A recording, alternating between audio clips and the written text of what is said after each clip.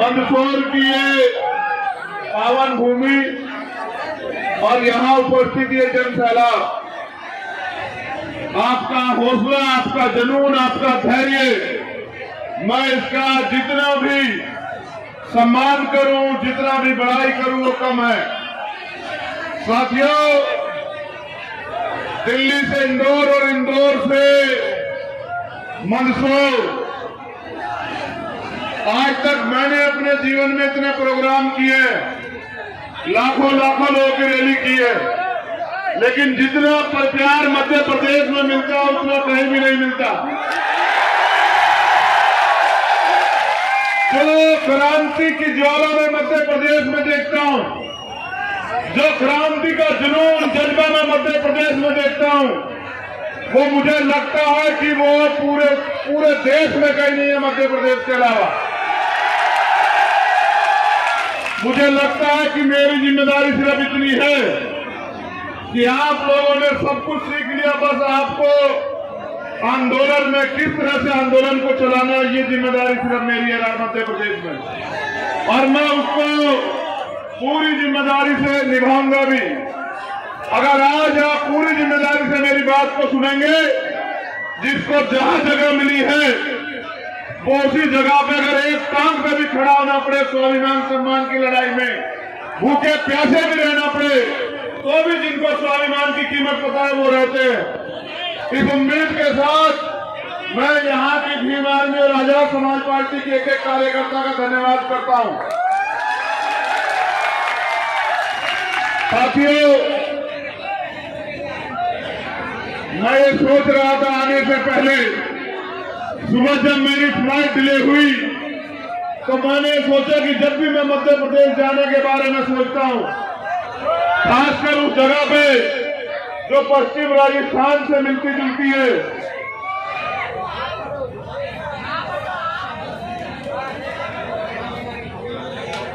तो वहां अक्सर कोई ना कोई मुसीबत, कोई ना कोई परेशानी मेरा रास्ता जरूर रोकती है। लेकिन फिर जब मैं जानकारी देता हूं कि वहां लोग क्या चाहते हैं, तो यह एहसास होता है कि दुनिया की कोई परेशानी मुझे और आपको एकजुट करने से और मुझे आपके बीच आने से नहीं रोक सकती। ये मंदसौर है, और मंदसौर के साथ साथ पूरे देश में या मध्य प्रदेश में हमारे कार्यकर्ता पूरी मेहनत से अपने पैरों पे खड़े होने के लिए संघर्ष कर रहे हैं। मैं जब आ रहा था तो मेरे पास संज्ञान में 2 घटनाएं आई। पहली घटना उत्तर प्रदेश की है, जहां भीम आर्मी के एक कार्यकर्ता को अम्बेडकर नगर में रात उसकी हत्या करके फांसी पे लटका दिया गया। और दूसरी घटना राजस्थान की है, जहां जैसलमेर में एक दलित समाज के भाई को हत्या करके उसकी शव जो है सड़क पर डाल दिया गया। दोनों जगह पे भीम आर्मी के कार्यकर्ता डटे हुए हैं, मगर खाली डटे रहने से काम नहीं चलेगा। इन दोनों घटनाओं पे ये जो 2 पेज का घटनाओं का चिट्ठा मेरे हाथ में, इनको रखने के बाद मैं बात करूंगा। सबसे पहले मैं मीडिया के साथियों का भी धन्यवाद देता हूं, अपनी वॉलंटियर बहनें जो है उनका भी धन्यवाद देता हूं कि आपका ये कर्ज जो है मेरी बहनों, चंद्रशेखर आजाद लहू का आखिरी कतरा भी आपके सम्मान में निछावर करके चुकाएगा, ये वादा है मेरा। पहली घटना जो 6 जून 2017 की है, जिसमें किसानों का आंदोलन हुआ, यही भारतीय जनता पार्टी की सरकार थी। घटना मंदसौर जिले की थी। मुख्यमंत्री शिवराज सिंह जी थे, किसानों पे गोली चली, 7 किसानों की जान चली गई। इसके विरोध में घटना की जांच के लिए जैन आयोग की रिपोर्ट बनी। आज तक उस रिपोर्ट को सार्वजनिक नहीं किया गया। किसान अपनी फसल को अधूरे दामों पर बेचते हैं, और उनकी मांग ये थी कि उनको उनकी दामों का, अपनी फसलों का सही दाम मिले। लेकिन सरकार ने नियत पे किसानों पे गोली चला दी।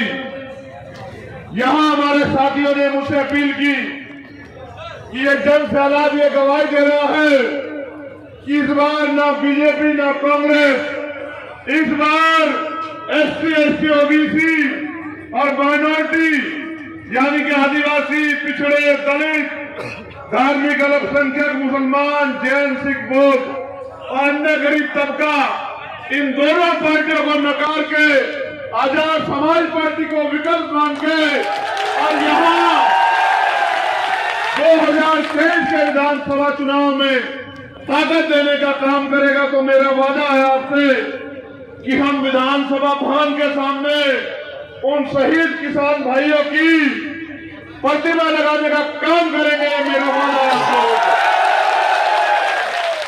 एक और घटना जो मल्हागढ़ विधानसभा की है, जहरीली शराब की जो घटना है 2021 की, यहाँ के वित्त मंत्री जो है उनके क्षेत्र की है। पिपलिया मंडी जहरीली शराब से 7 लोगों की जान गई, जिसमें जो आरोपी थे वो वर्तमान की भारतीय जनता पार्टी की सरकार से जुड़े हुए थे, लेकिन ना तो अभी तक पीड़ितों को कोई न्याय मिला, ना प्रशासन सरकार ने कोई मुआवजा दिया, ना ही कोई गिरफ्तारी हुई, ना ही सरकार ने कोई मदद की। इससे स्पष्ट होता है कि ये गरीबों की जान को भी, इनको गायों की कीमत पता है, पशुओं की कीमत पता है, लेकिन इंसानों की जानों की वैल्यू नहीं समझती है सरकार।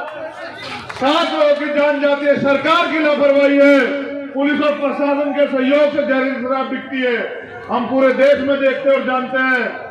इस मिली भगत के कारण ही जनता में आक्रोश है। ऐसी बड़ी बड़ी घटनाओं पे सरकार के दबाव में कोई कार्रवाई नहीं होती। मंदसौर के शासकीय अस्पताल में डॉक्टर की लापरवाही से 5 दिन पूर्व दलित महिला नंदूबाई अहिरवार की मृत्यु हो गई। अस्पताल प्रबंधन द्वारा दोषी की जगह दूसरी जगह जो दोषी था उसको अटैच कर दिया गया।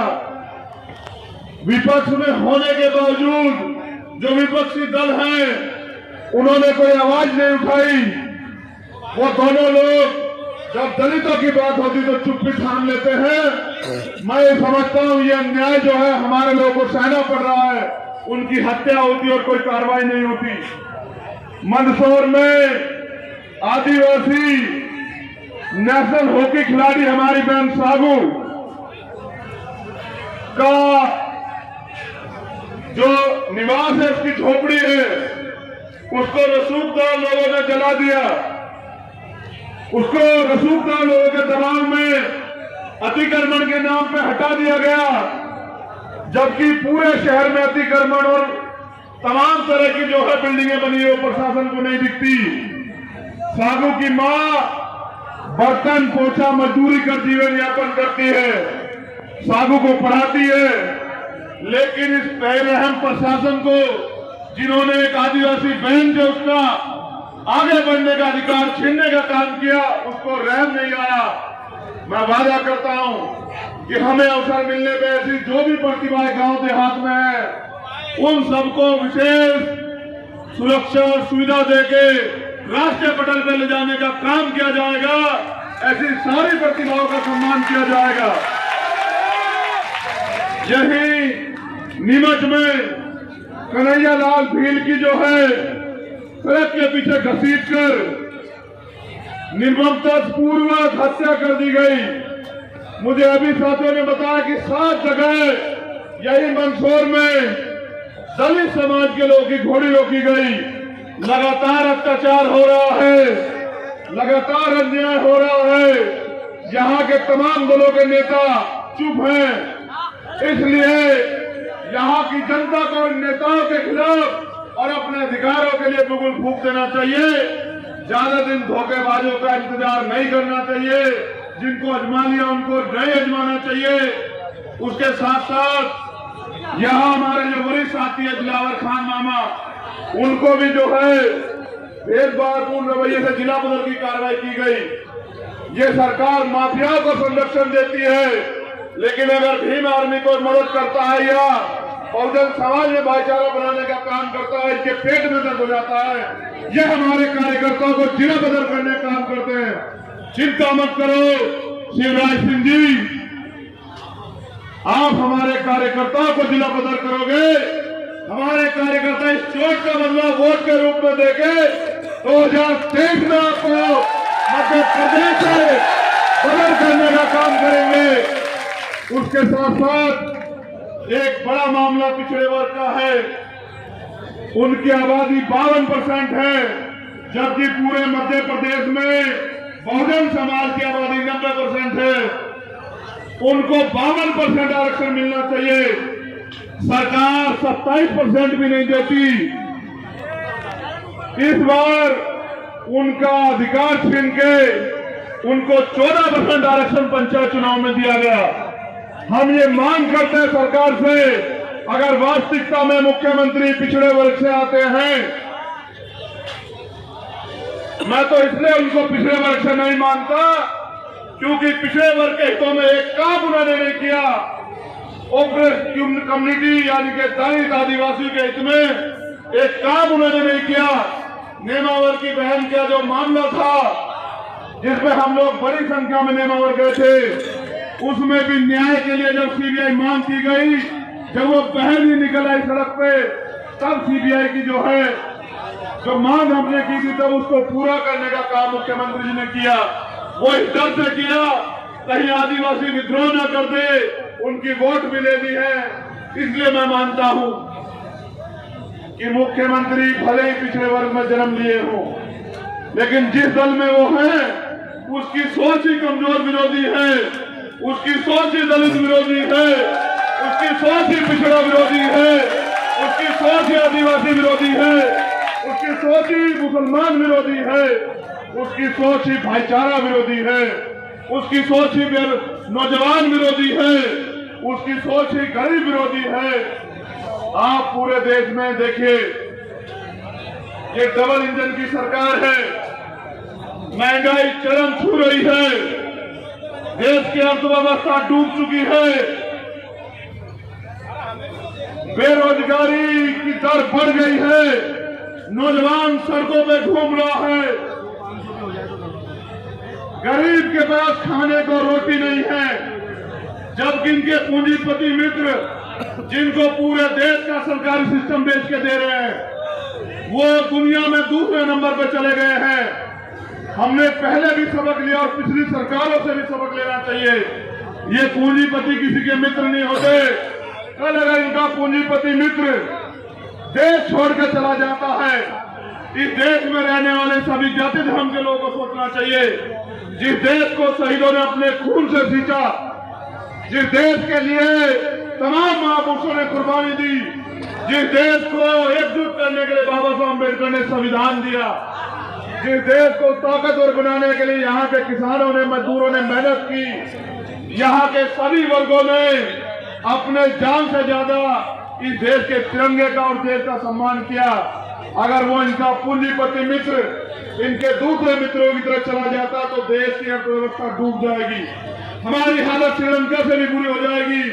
लेकिन देश के प्रधानमंत्री को सिर्फ और सिर्फ पूंजीपतियों की चिंता है। इसलिए मैं ये भी घोषणा करता हूं, क्योंकि हमें तैयारी 2023 के साथ 2024 की भी रखनी है, जिसका बिल्कुल भी हम बिहार से भूख आए हैं।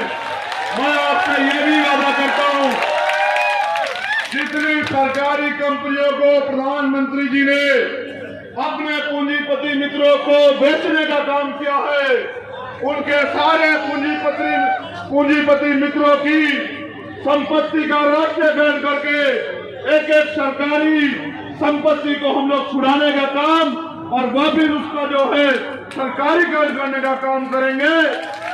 अगर देश हित में एक आधा पूंजीपति अगर अपनी संपत्ति का योगदान भी दे देता है तो उसका भी धन्यवाद है। अगर नहीं भी देता तो सरकार के पास अथॉरिटी होगी कि उन पूंजीपति मित्रों से उनसे वो संपत्ति ले ले राष्ट्रहित में। तो ये कदम भी जो कोई नहीं उठा सकता, वो आजाद समाज पार्टी के लोग इतनी ताकत से विधानसभा लोकसभा चुनाव लड़ेंगे कि ऐसा कदम उठाने का भी वो लोग काम करेंगे। साथियों, मैं अगर घटना गिनाने पे आऊं तो मैं कहता हूं मेरा तो सीना छल्ली है आपकी आंखें भी नम हो जाएंगी। इस अन्याय अत्याचार इस मध्य प्रदेश की सरकार में कमजोर वर्ग के लोगों के साथ हो रहा है। ना आंगनबाड़ी की बहनें खुश हैं, ना कमजोर वर्ग के मजदूर वर्ग के लोग खुश हैं, ना ही सरकारी अधिकारी कर्मचारी खुश हैं। अगर कोई खुश है, किसी के अच्छे दिन आए हैं तो वो भारतीय जनता पार्टी के आए हैं, इनके पूंजीपति मित्रों के आए हैं। प्रधानमंत्री जी यही मध्य प्रदेश में अपने जन्मदिन पे एक तरफ प्रधानमंत्री जी का जन्म उत्सव मन रहा था, वहीं दूसरी तरफ पूरा देश बेरोजगारी दिवस मना रहा था। शर्म आनी चाहिए ऐसे प्रधानमंत्री को। एक सरकारी कंपनी नहीं लगाई, जितनी सरकारी कंपनियों के जरिए कमजोर वर्ग के बच्चे आरक्षण के जरिए या मेहनत करके पढ़ लिख के आगे बढ़ रहे थे, उन सारी सरकारी कंपनी का निजीकरण करके उनको अपने पूंजीपति मित्रों को सौंपने का काम कर रहे हैं। यही इनके जन्मदिन के अवसर पे पता लगा कि 8 चीते जो हैं वो लाए गए नामीबिया से, और प्रधानमंत्री जी और देश का वो मीडिया जिसका जमीन मर गया है, वो बड़े बड़े प्रोग्राम करके दिखा रहा था कि पता नहीं देश में क्या आ गया है। मैं उन मीडिया के साथियों से भी ये पूछना चाहता हूं और आप सब लोगों से भी ये सवाल करता हूं कि उन्होंने प्रधानमंत्री से ये क्यों नहीं पूछा कि प्रधानमंत्री जी चीते जो आ गए, काला धन कब आएगा?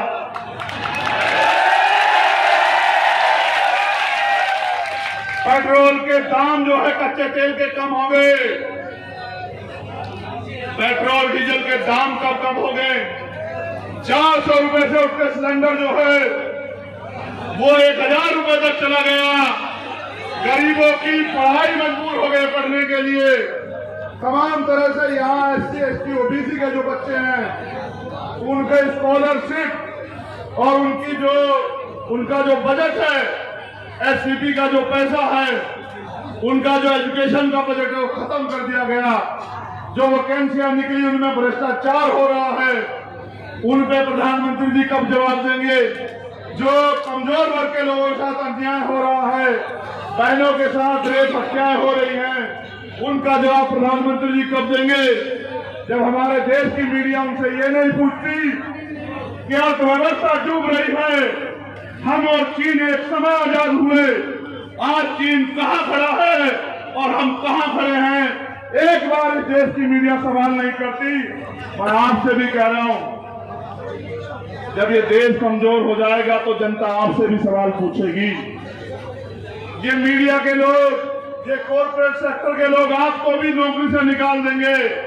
आपके बच्चे भी इस देश में पढ़ते हैं, वो भी इस देश से ही जो है महंगाई का सामना कर रहे हैं। आप क्यों कभी मीडिया के लोग उनसे सवाल नहीं करते कि ये हालत बना दी है देश की और कोई कुछ कह नहीं सकता? अगर कोई कुछ कह दे, पहले में जानते थे कि CBI, ED, इनकम टैक्स भ्रष्ट लोगों पर छापे डालती है। आज CBI, ED, इनकम टैक्स सिर्फ और सिर्फ विपक्ष पर छापे डालती है, और इसलिए डालते हैं क्योंकि सरकार को विधायक खरीदने हैं और सरकार को विपक्ष की सरकारें गिरानी है। ये सारा जो है खेल सत्ता का रचा जा रहा है, लेकिन इस सत्ता में गरीब कमजोर पिस रहा है, बहनों के सपने खत्म हो रहे हैं। मैं आपसे भी पूछना चाहता हूं, एक बार मैं आपकी संख्या आपकी मोबाइल की टॉर्च से देख लूं कि आप कहां तक खड़े हैं। एक बार अपनी मोबाइल की टॉर्च जला के मुझे दिखाओ कि आप कहां तक खड़े हो, मेरी आवाज कहां तक जा रही है।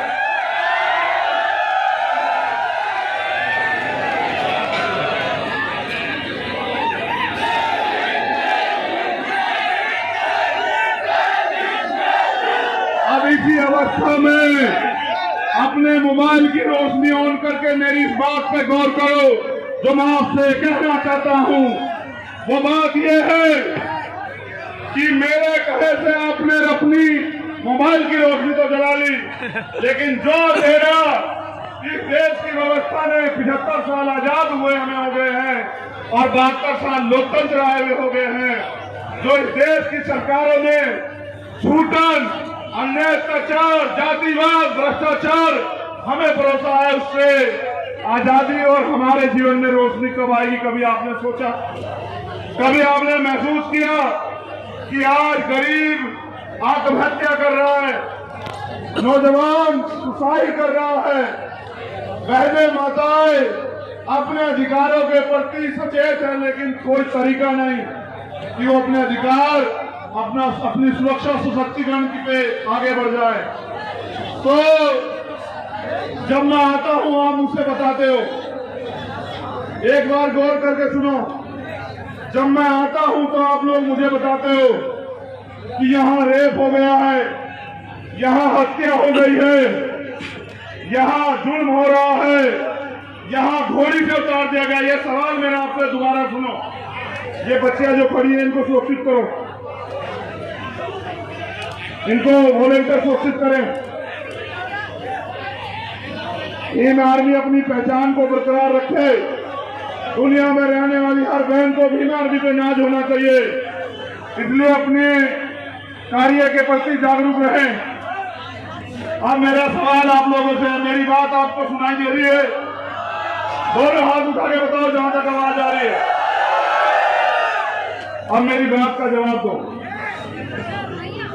जब मैं आता हूं, आप मेरे आगे चिट्ठा रखते हो कि यहाँ रेप हो गया है, यहाँ हत्या हो गई है, यहाँ घोड़ी से उतार दिया गया है, यहाँ बहन को तेजाब जलाकर मार दिया गया है, यहाँ हमारी जमीन दबा दी गई है।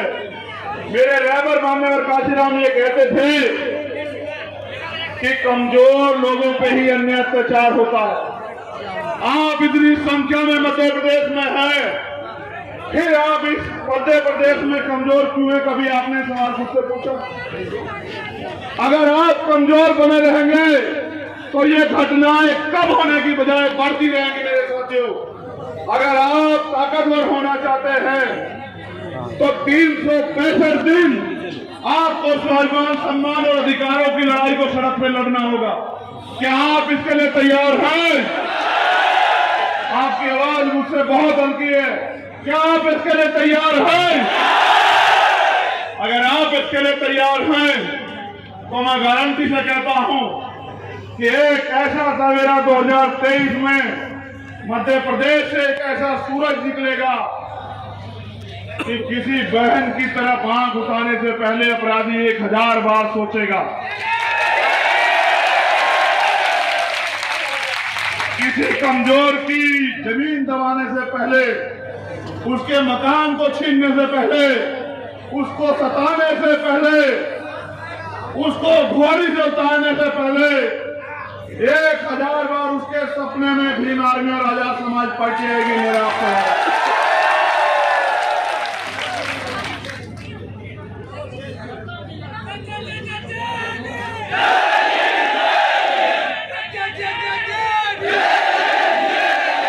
इस पानी के घूंट से मेरी प्यास तो बुझ गई है, लेकिन जो ज्वाला, जो जुनून, जो आग आपके अंदर लगी है, वो इस पानी पे ठंडी नहीं होनी चाहिए।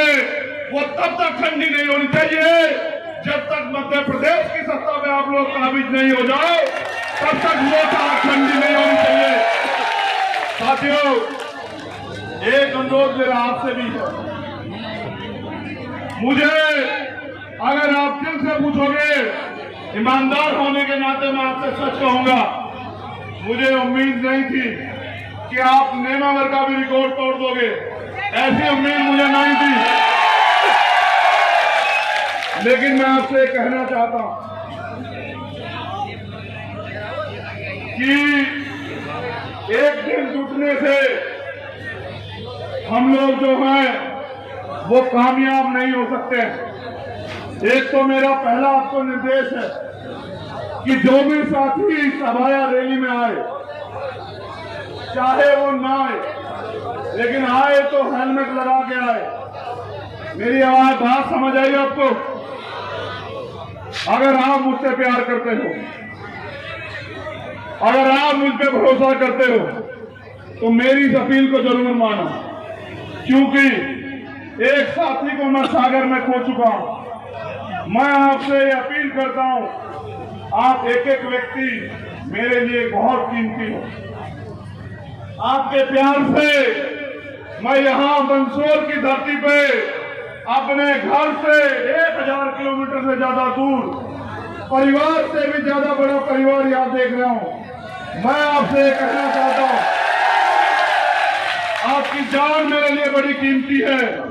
मैं आपसे अपील कर रहा हूँ, मैं हाथ भी जोड़ सकता हूँ। आप जानते मेरा नेचर नहीं है हाथ जोड़ने का, मैंने झुकना कभी सीखा नहीं है, लेकिन आपकी जान मेरे लिए कीमती है।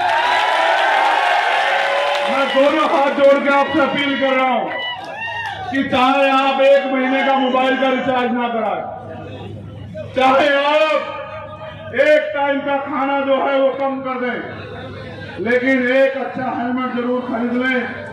क्योंकि अगर आप में से किसी को कुछ हो जाता है तो शायद मैं अपने आप को खुद को जो है माफ ना कर पाऊं, या फिर मैं आपसे अपील करूंगा कि हो जाने दो, मेरी सभा को कमजोर आप लोग मत आया करो। लेकिन क्योंकि आपकी एक लापरवाही घर में जो माँ और बहन है, जो पिताजी है, उनके सारे सपने कुचल देगी। इसलिए मैं आपसे अपील कर रहा हूँ कि अगर आप मुझसे प्यार करते हैं तो कृपया जो है, हम जब संविधान की बात करते हैं, जब हम बाबा साहब की बात करते हैं, तो जो कानून बनाया गया है वो हम पे भी उतना ही लागू होता है जितना दूसरे पे होता है। तो मेरा आपसे निवेदन कि आप संविधान के दायरे में, लोकतंत्र के दायरे में इतने ताकतवर बनो कि जो लोग आज आपका अपमान करते हैं वो भी आपको ऐसे हाथ उठा के देखिए, इतने ताकतवर बनो, लेकिन संविधान के दायरे में बनो। जब हम अपने आंदोलन को मजबूत करने के लिए आगे बढ़ रहे होते हैं, तभी विरोधी साजिश रच के छोटी छोटी सेना और संगठन से हमारे लोगों के साथ एट्रोसिटी आमना सामना करवाने का काम करता है। हमें दुश्मन की साजिशों से सावधान रहना है, क्योंकि हमारा जो लक्ष्य है वो टकराने से नहीं, वो कामयाबी के रास्ते पे तेजी से चलने से पूरा होगा। तो छोटी मोटी सेना पहना के चक्कर में मत पड़ा करो। मैं आपसे कहना चाहता हूं कि आप मेहनत से अपना काम किया करो, गांव गांव जाया करो, समाज के लोगों को तैयार किया करो। मुझे हवा लगेगी इसलिए आप ये कूलर चला रहे हो, इसको बंद कर दो। धन्यवाद। देखो, जब मेरा समाज यहाँ सुबह से बैठा हुआ है और मैं तो यहाँ मंच पे, वो यहाँ पसीने पसीने है, तो मुझे भी अधिकार नहीं कि मैं कूलर की हवा लूं। ये भी समाज के साथ धोखा है, मैं ऐसा धोखा स्वीकार नहीं करता हूं। मैं आपसे कह रहा था, जो मेरी बात पे गौर करो। देखो, पूरे देश में आप सोशल मीडिया के माध्यम से देखते हैं, इसको छोड़ दो कूलर को, इस कूलर की हवा से ज्यादा जो है, जो मैं दुख पूरे देश में रोज देखता हूं। अभी वहां बिहार में हमारे एक हॉस्टल में गोली चला दी गई कल रात, 3 बच्चों को गोली लगी, की हालत गंभीर है। मैं फिर कह रहा हूं, ये अत्याचार आपके जीवन में जब तक रहेगा, जब तक आप इसका मुंह तोड़ जवाब देने के लिए तैयार नहीं हो जाते।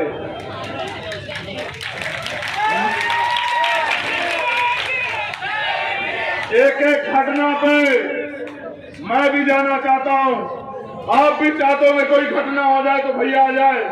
मगर मैं ये पूछ रहा हूं, क्या घटनाओं पे जाने से घटनाएं बंद हो जाएंगी?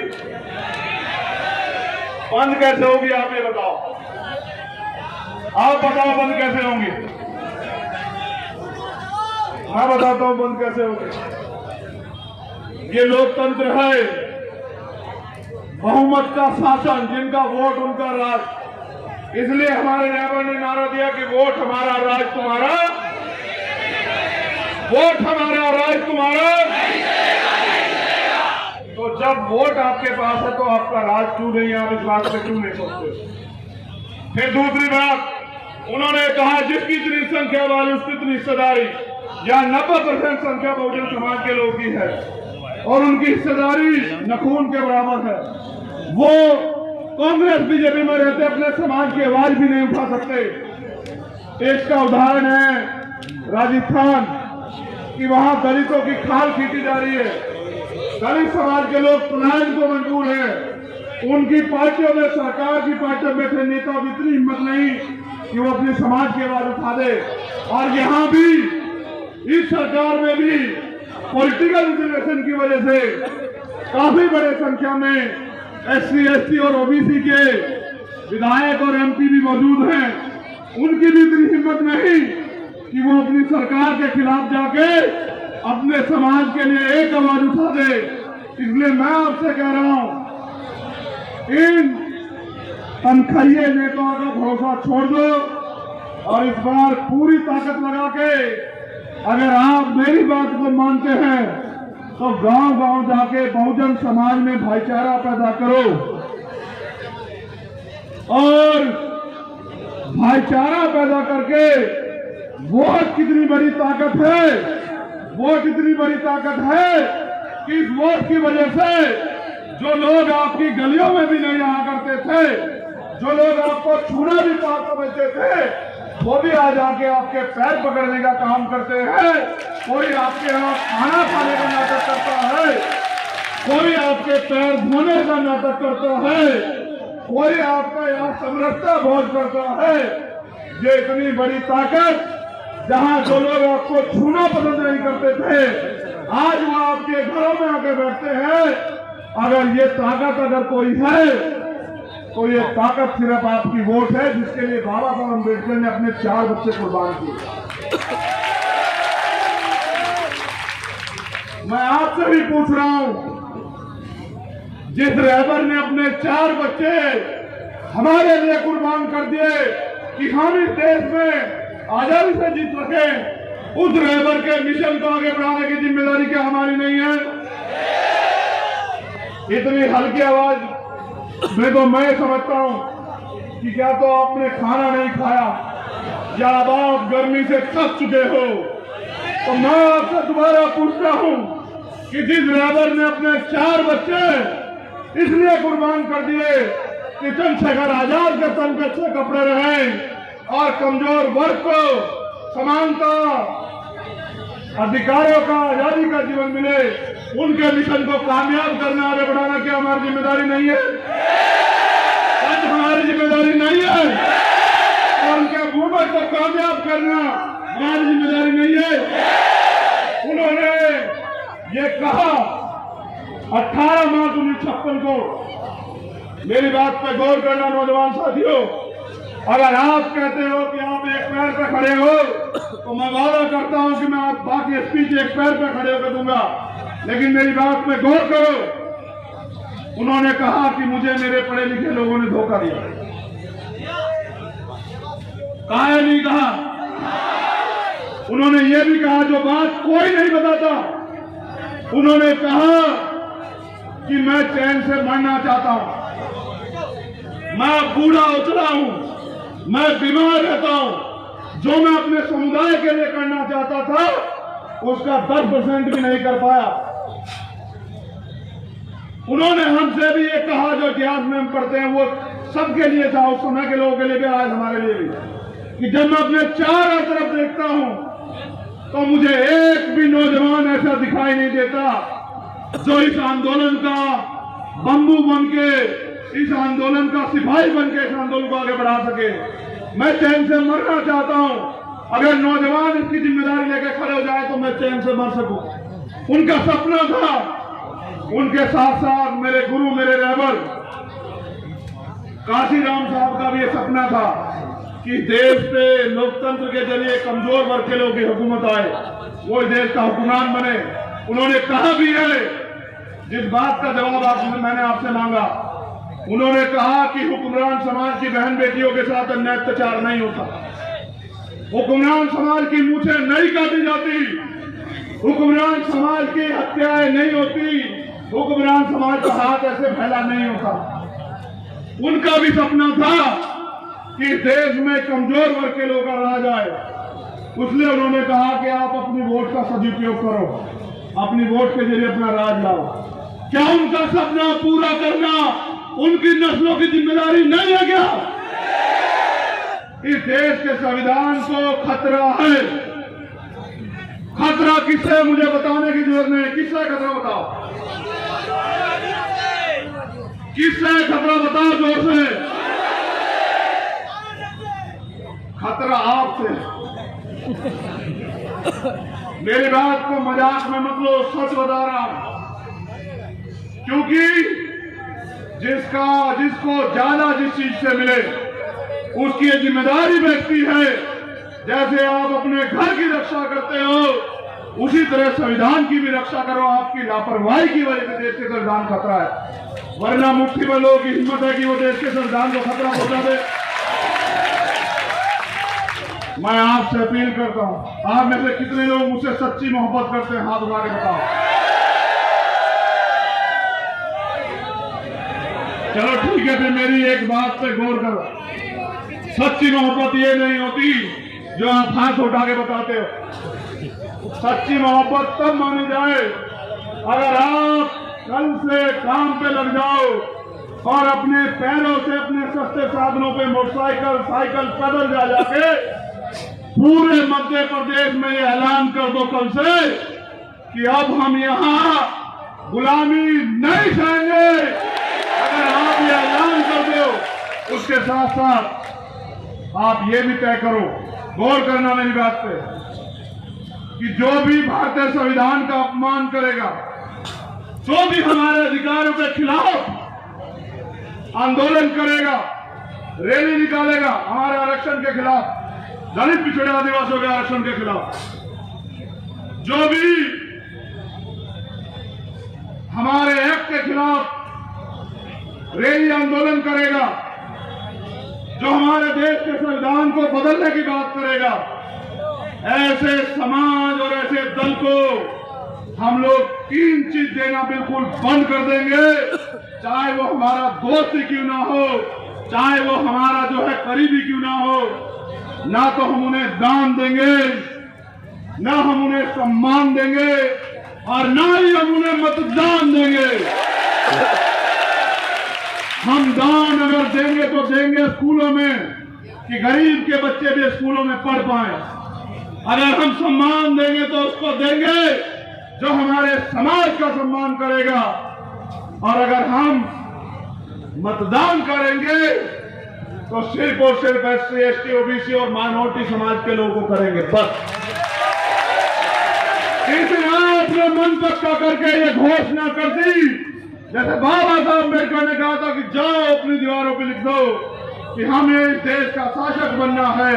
लेकिन आपने घोषणा कर दी, मैं गारंटी से कहता हूं कि किसी की मां ने दूध नहीं पिला, आपके अधिकारों के खिलाफ उनकी समाज का एक व्यक्ति सड़क पे आ जाए। और जब तक आप अपने थोड़े थोड़े लाभ के लिए उनकी गुलामी करोगे, उनको वोट दोगे, तो वो उस वोट के जरिए ताकतवर होगे, आपके समाज का ही पोषण करने का काम करेंगे। आपसे सावधान होना है खुद को।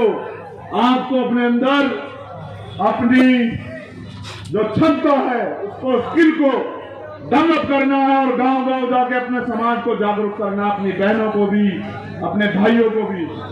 एक और अपील करूं आपसे, मैं नौजवान साथियों से अपील करता हूं कि वो अंधविश्वास और पाखंडवाद छोड़ें।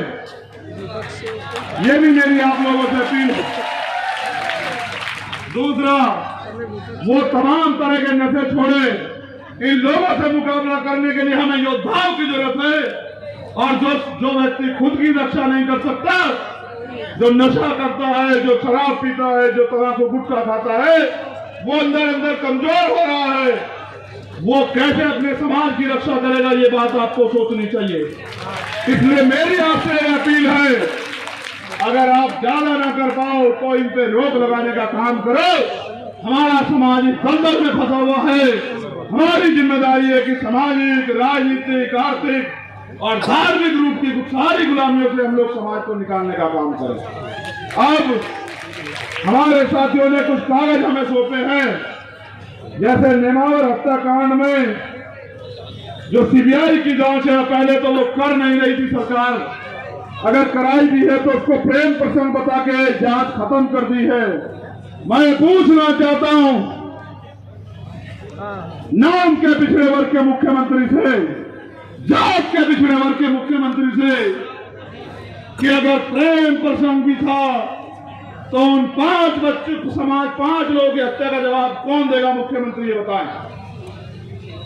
यहां दलित समाज के लोगों की घोड़ी पे चढ़ने पे बारातें रोकी जाती है। मेरा आपसे निवेदन है, आपकी बार जब बारात रोकी जाए, आप वहां कम से कम 100 घोड़ों पे बारात निकालना, मैं देखूंगा कौन रोकेगा।